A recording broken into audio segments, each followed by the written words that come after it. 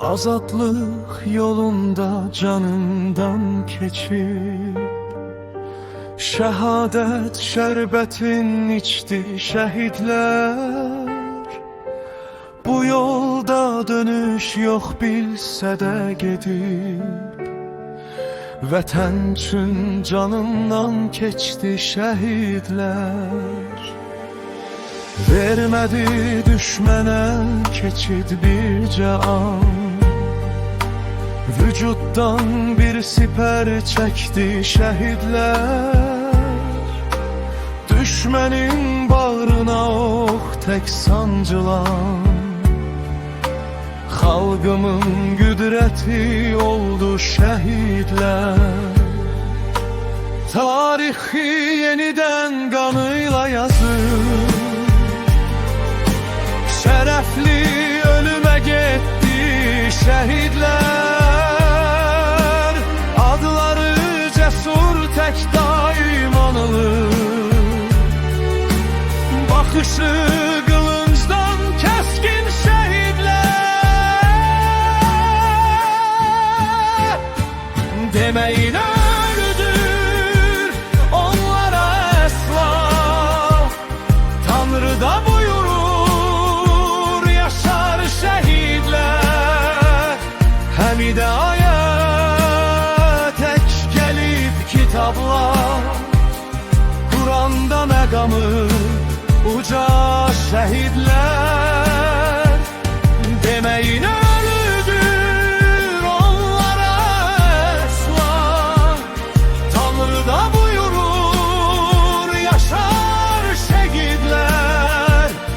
Həmidə aya tək gəlib kitablar, Quranda məqamı uca şəhidlər.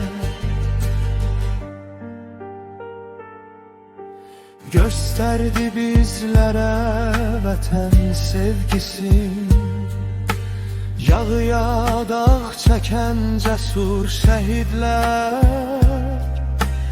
Üç rəngli bayrağa qanın simgəsin, müqəddəs amal üçün vurdu şəhidlər.